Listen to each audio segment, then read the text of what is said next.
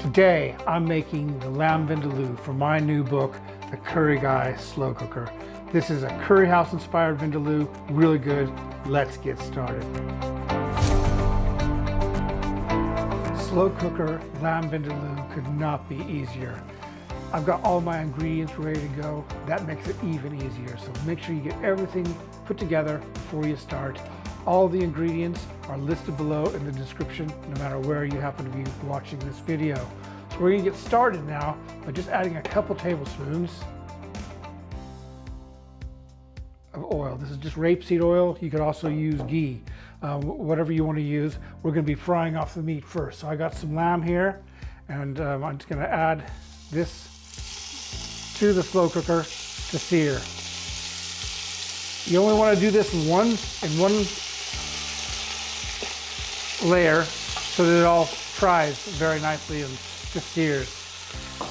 And at this point, I want to make sure I stress that if you want to use your slow cooker the way a lot of people do and just throw everything in, turn it on and forget it, you can do that too. However, you'll get a better flavor if you follow these few simple steps, and I suggest you do, if you have the time. So I'm just gonna cook this meat until it's lightly browned on the outside. That's just searing it. And it is a step that really does add to the flavor.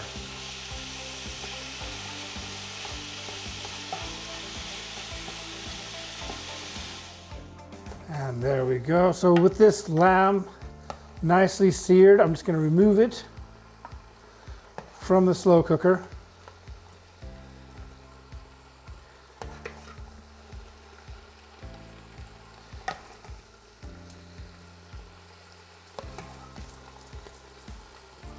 All right, so we're gonna add a little bit of oil to this pan now, and I'm going to go ahead and fry off the onions. And what we wanna do is we want to get these nice golden brown. So I'm going to fry them for about 5 to 7 minutes over that heat there. And to help them cook, I'm going to add just a little bit, a pinch of salt. We're just going to let those simmer, because that's where a lot of the flavor comes from, those onions. You don't want to undercook your onions. Obviously, like I say, you can throw everything in and forget it, but if you want to get the best flavor, you want to fry these onions off. So with these onions frying away nicely and browning, becoming a nice golden brown, I'm going to carry on with the recipe. So to start with, I'm going to add a little bit of garlic and ginger paste, about 2 tablespoons. And all we want to do with this garlic and ginger paste is just kind of cook out the rawness for a few seconds. So we're just going to stir that right into the onions.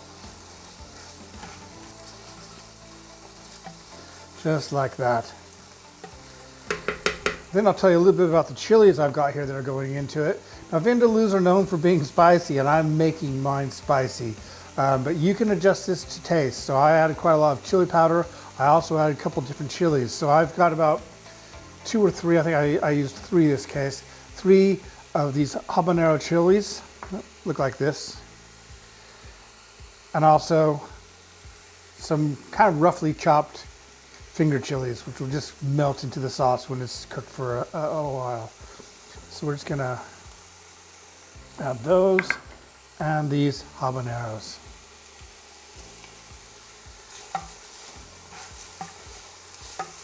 And that's all. Gonna just fry off, flavor this, give it a really nice punch. Okay, now go in the spices. So I've got a couple tablespoons here of Kashmiri chili powder.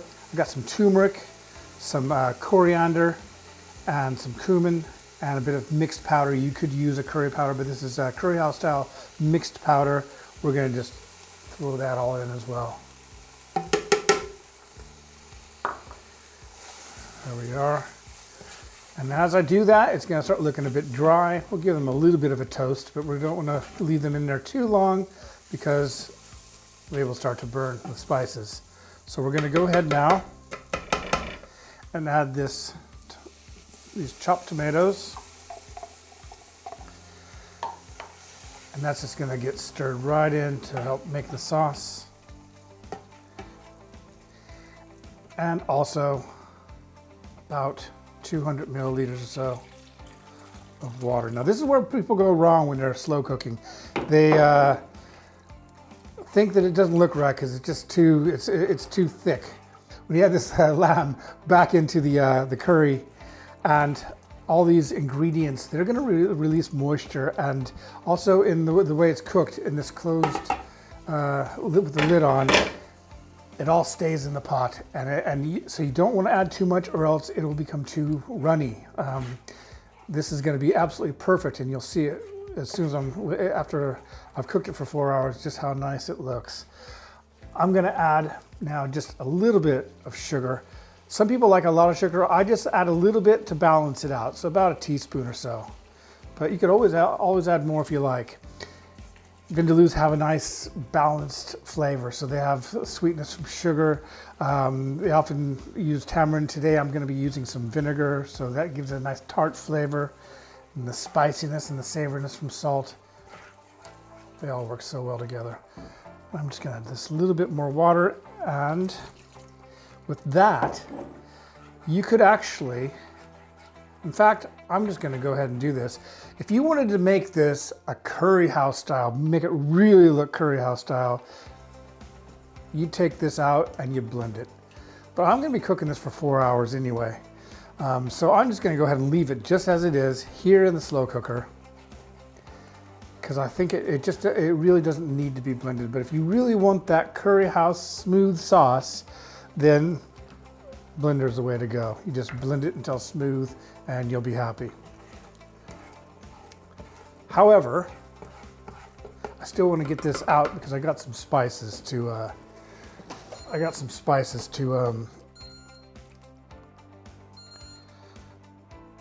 there we are. Spices to infuse for the sauce. Add a little bit more water to this. You could rub this clean if you wanted to, but you really don't need to because we're only going to be infusing these spices for about 30 seconds. Spices, I've got Indian bay leaf. I got some cardamom pods, which I've bruised. And also star anise. We're just going to let those infuse in there for about 30 seconds or so. And they will continue to flavor the sauce as it slowly cooks. To that, I'm going to add everything back to the slow cooker. All the meat, that sauce I made.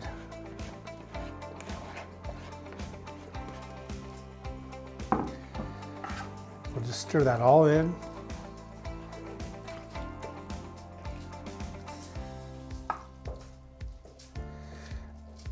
And then we're also going to add some potatoes. So potatoes are often added to curry house style curries. It's not something that you'd find in a Goan pork vindaloo or something like that, but they're very popular in curry house curries. So I'm just going to add that in there as well. Stir it all in. And I only have a few more ingredients here to finish this thing off. But right now what I'm going to do is I'm going to put the lid on, take it off sear, and I'm going to set this to high, and we're going to cook it for 4 hours.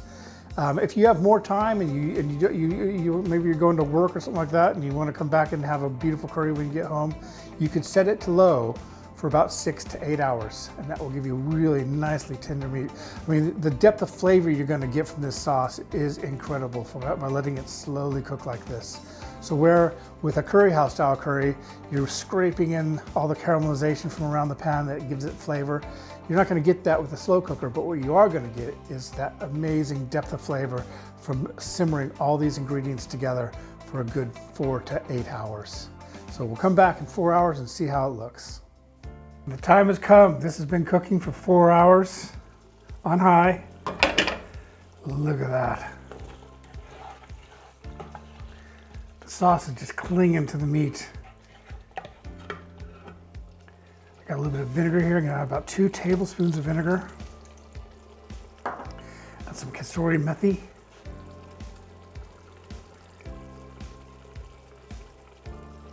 A little bit more. I love this stuff, especially in a vindaloo. And we'll get some salt as well. Just a bit of salt to taste there. And I've got some limes here too, but I'm not gonna add those yet. I'm gonna add those at the table. They're gonna be to add as and when needed, but I might squeeze a little bit in just for my taste, because I'm gonna taste this now. There we are.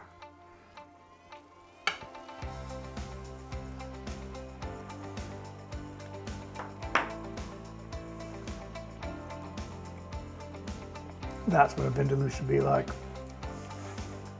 It's spicy, but it's not blow your head off spicy. I'm gonna be doing a foul if you want to blow your head off spicy.